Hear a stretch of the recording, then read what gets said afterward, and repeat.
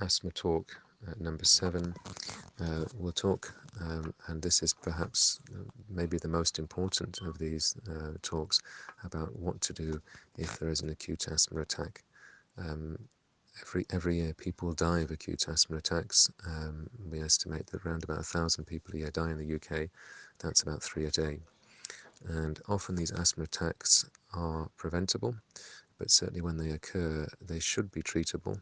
And we'll talk a little bit about how to recognize and treat a severe asthma attack. So, in an acute asthma attack, the patient will always notice breathing problems. So, the cough is getting worse, the shortness of breath, particularly the wheezing, the tightness, and critically, the patient's blue, they may find the patient may find that their blue inhaler is not working as well as it normally does.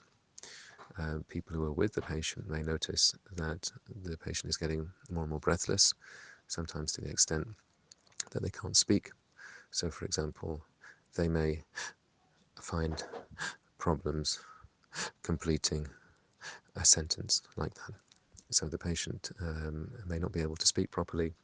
The observer may as well notice that the patient, their breathing is getting more quickly, breathing is getting more rapid. They may be starting to alter their body position, even hunching their shoulders up to try and get more breath in. And doctors look for signs of what we call respiratory distress, which are signs that the person cannot control. The body automatically does them when the body is struggling for breath. And signs that doctors look for are particularly the patient will be using their rib cage to try and get extra breath in, using the muscles around around the ribs to get extra breath in. So if a patient looks, or if a patient's family looks at the patient, they will see that the muscles between the ribs appear to be being sucked in and blown out with each breath. That's not normal. People's rib cage doesn't normally look like that when they're breathing. They may notice as well that the patient's using their stomach muscles, particularly their upper stomach muscles, near where the ribs begin and the stomach ends, to try and suck the breath in. The patient, if they're a child, it may be noticeable that their nostrils are getting bigger and smaller, the nostrils being the holes at the end of their nose. They may also, if the patient's chin is lifted up, they may see signs underneath the Adam's apple where the skin there is being sucked in and out with each breath. In a child, they may be making a grunting noise, and the patient will, in general, appear to be struggling with their breath. In terms of their peak flow, we mentioned the peak flow meter as well.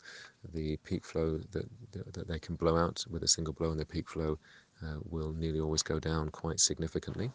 So a patient is well advised to know what their peak flow would be when they're well, so that they can measure it and monitor it to see if it goes down when they're having an acute asthma attack. Now, another important thing to mention is that asthma attacks, we mentioned that they come on acutely and suddenly.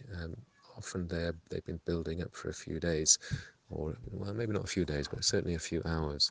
So a patient has warning that things are going wrong, and nearly always when a patient dies of an acute asthma attack, those warnings have been ignored accidentally without the patient realizing it.